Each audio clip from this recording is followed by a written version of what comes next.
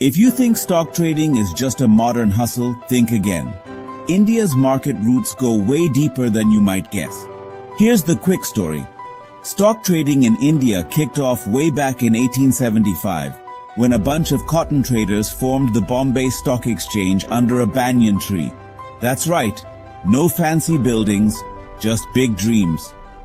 Over the decades, the market grew, with BSE becoming Asia's oldest stock exchange. In 1992, a game changer arrived, the National Stock Exchange, or NSE, which made trading electronic and transparent. Then, in 1996, online trading was born, opening the doors for anyone with an internet connection. Today, millions of young Indians invest and trade every day, shaping the next chapter of this epic journey. So next time you buy a stock, remember, you're part of a legacy that started under a tree and is still growing strong.